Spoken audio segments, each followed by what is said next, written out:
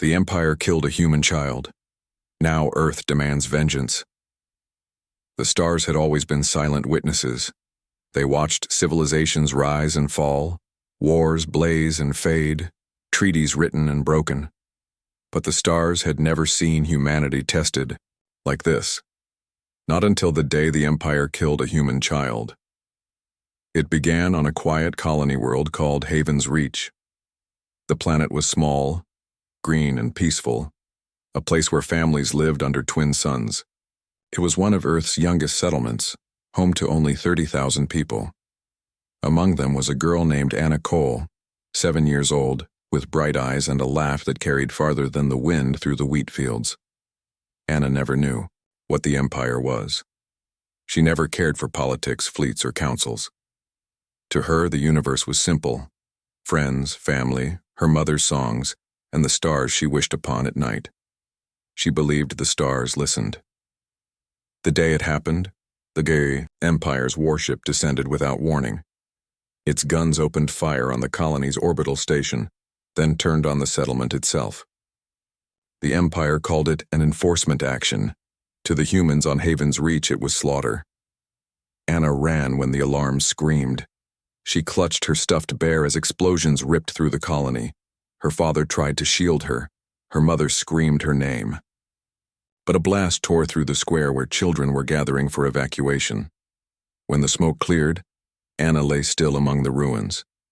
The galaxy barely noticed. To the Empire, she was no one. Just another casualty, one of billions in the vast machine of conquest. But to Earth, she was everything. News reaches Earth. The message reached Earth 2 days later, carried by broken transmissions and desperate voices. In the United Nations Hall, delegates wept openly when the image was shown. Anna's small form beneath the rubble, dust covering her face, a toy bear lying by her side. The image traveled faster than any ship. Across Earth and its colonies, billions saw it. Soldiers clenched their fists. Parents held their children close. Miners on the moons of Saturn stopped their drills. Farmers on Mars left their fields. Even criminals in the underbelly of orbital stations lowered their voices. For the first time in centuries, humanity was united by one cry: they killed our child. Admiral Reyes, commander of the Earth Defense Fleet, stood before the cameras. His voice was steady, but grief burned behind his eyes. The Empire believes humanity will bow. They believe fear will break us. But we are not broken. They struck down one of our children. Now Earth demands vengeance. And the stars trembled, for humanity had spoken. The Empire's arrogance. The Empire ruled thousands of systems. To them, humans were newcomers, barely a century into the galactic stage, still fumbling with diplomacy. The Empire's fleets were vast, their armies countless. They had crushed dozens of species without effort. When Earth sent its demand, an apology, justice for Haven's Reach, punishment for the commander who ordered the strike, the Empire laughed. The High Regent's words echoed across the council chambers. Humans are loud but small. They bark like dogs in the night. When the sun rises, they will crawl back to their hole. But humanity did not crawl. Humanity remembered the call. To arms the fleet gathered. From the shipyards of Luna came carriers the size of mountains. From Mars rose frigates painted in crimson steel. From Jupiter's orbit came dreadnoughts, their cannons glowing with new plasma cores. Every world of Earth's reach sent what it could: fighters, soldiers, supplies. Volunteers flooded the recruitment halls. Old veterans who had sworn never to fight again put on uniforms. Farmers, teachers, miners, scientists, all came forward. Humanity was not preparing for a war of conquest. They were preparing for vengeance. Each soldier carried a patch on their sleeve. Not the flag of Earth, not the emblem of their colony. It was a simple image, a small child holding a stuffed bear, standing beneath the stars. Anna's face had become the symbol of Earth's fury. First strike. The Empire never expected the first blow. At the edge of their territory, where garrisons were thin, Earth's fleet arrived like thunder. Human ships moved with a ferocity unseen in the galaxy. They struck fast, precise, and with rage burning in every gun. The first battle lasted 3 hours. When it ended, the Empire's fleet was ash and wreckage. Survivors spoke of human warships fighting like wolves, relentless and merciless. The ASO humans did not fight for territory.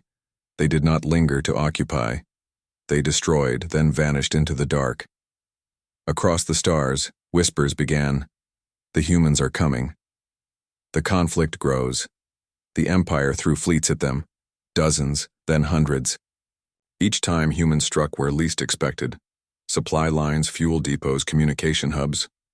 They fought like predators, choosing when to bite, when to vanish.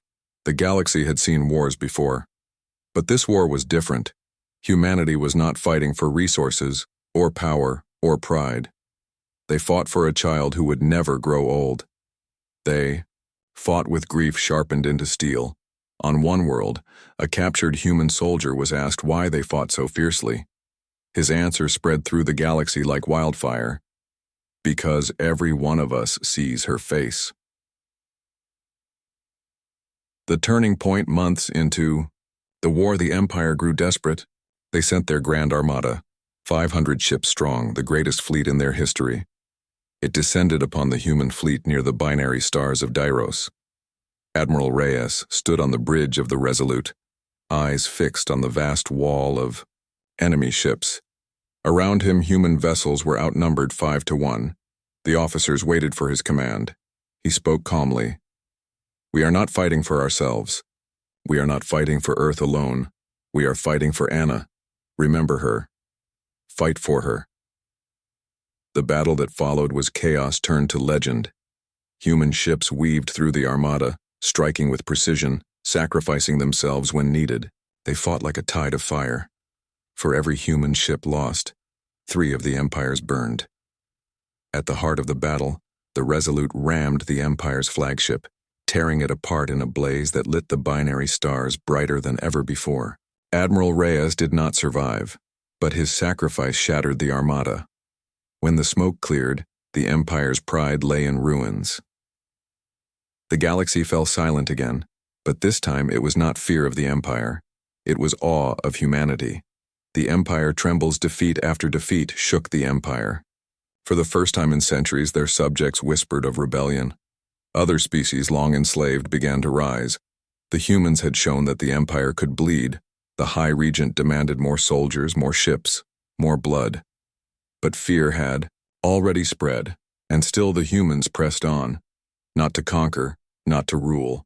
They burned the Empire's war factories, freed prisoners, shattered fleets. With every victory, they carried Anna's memory farther into the stars. The final demand at last, Earth's fleet stood at the Empire's capital, its towers of gold shining above a trembling world. The High Regent tried to speak, to bargain, to threaten, but the humans gave only one demand: justice for the child you killed. They brought forth the commander who had ordered the strike on Haven's Reach. He had thought himself untouchable, a servant of the Empire's will. But, as he was led before the human fleet, his arrogance crumbled. He begged, he wept. The humans did not torture him. They did not humiliate him. They simply judged him swiftly and publicly. And when justice was carried out, the galaxy understood. Humanity did not kill for pleasure. They killed for remembrance. Aftermath. The Empire fell soon after, broken not only by human guns but by its own corruption, its own fear. Freed species rallied to Earth not as subjects but as allies. In the ruins of Haven's Reach, survivors rebuilt. A statue was raised in the colony square, a little girl holding a bear looking up at the stars. Beneath it were words carved in stone. She was one of us. She will never be forgotten. And across the galaxy, every human soldier who had fought carried that memory home. They told their children, and their children's children. They told of a war that was not fought for power or conquest, but for a single child whose laughter once touched the stars. The power of humanity, in time, historians would ask, why did the Empire fall? How did humanity, so young and small, bring it down? And the answer was always the same: because they killed one of our children. The stars, silent witnesses, now carried a new memory. They had seen vengeance. They had seen grief turned to fire. And they had seen a species that would never, ever allow its children to be harmed without answering with the fury of 1,000 suns. Humanity had spoken, and the galaxy would never forget.